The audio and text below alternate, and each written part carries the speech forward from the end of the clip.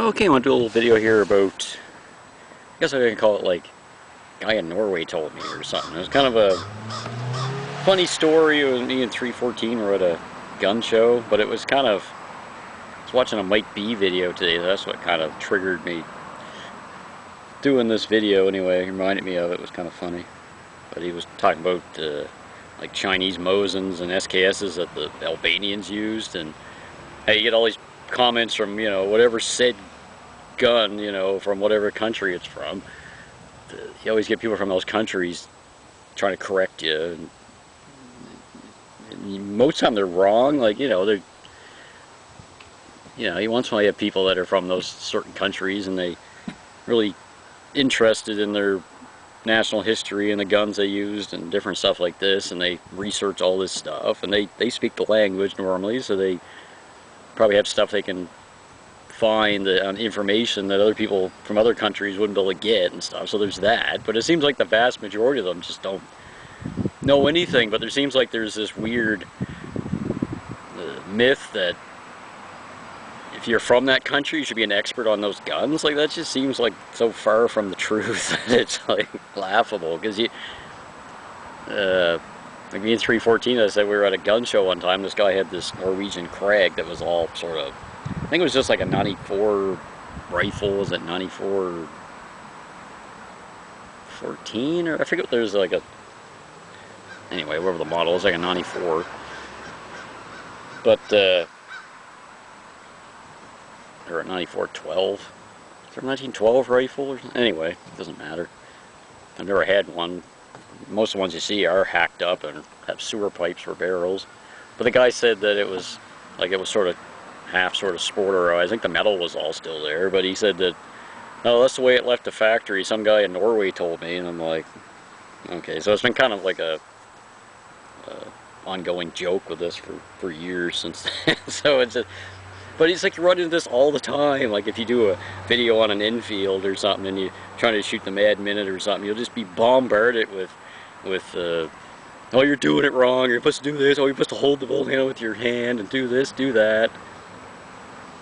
And most of them have probably never shot one ever, or they, oh, I shot one when I was in cadets back in 1963 or something like that.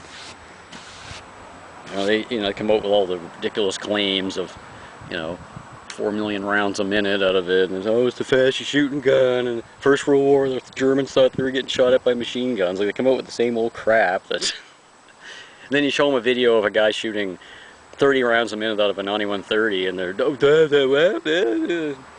but, if that's possible, then the Mad Minute with the Lee Enfield should be true, right?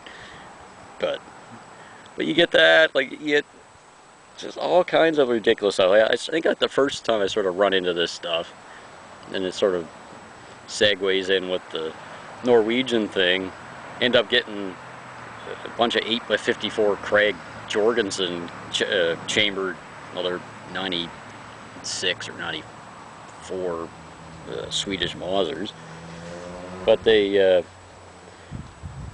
it's 8x54 Krag Jorgens as the cartridge, because that's the guns they chambered it in originally for like a hunting cartridge in Norway. And the Swedes used it too. They called it like, I think they called it like 8mm or 8x54 Mauser Hunter, and a couple other different names for it. But there was all kinds of Swedish Mausers built into it, because it's like a super easy conversion. You just bore out the barrel or re-barrel it, and it maintains the same cartridge and everything. So. But you get the people from Norway, oh, that's not a Krag. Yeah, thanks there, dickhole. Like, like so they're just either they don't know anything, or they're the most condescending, ignorant arseholes that you get from the countries of whatever gun you're talking about. And most of them don't know what the hell they're talking about at all.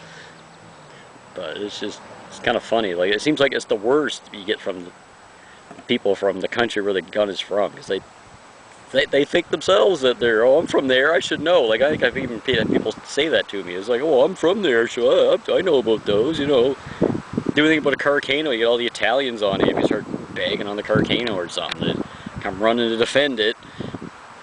Christ. They fought as hard about defending their stupid rifle in the comment sections on YouTube. They would have done a lot better in the fucking wars, right? But in the comment section they can't fucking wave their hands at you, so it's sort of, you don't get the gist of what the fuck they're saying most of the time. So, but it was like, oh, it's the best gun in the World War II or something like that, the M38 or something. It's funny when you have videos where people agree with the sort of the shaky kind of bullcrap about certain guns, and you get the people from those countries coming in and it's like, oh, thank God, I finally found somebody that it's saying the truth, you know.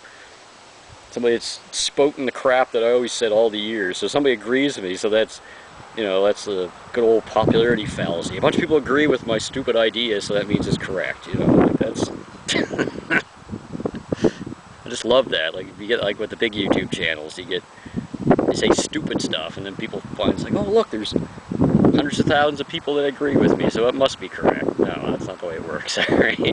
But yeah, anybody else notice that? You get the people from whatever gun, and then whatever country it's from, you get the people from those countries. They're just like the worst kind of fanboys, most of them. There's the odd person that knows what they're talking about there, but the vast majority of them are just, they know less, or they make up more crap than anybody else. Like, but anyway, thanks for watching, guys, or listening, I guess. Not really watching anything.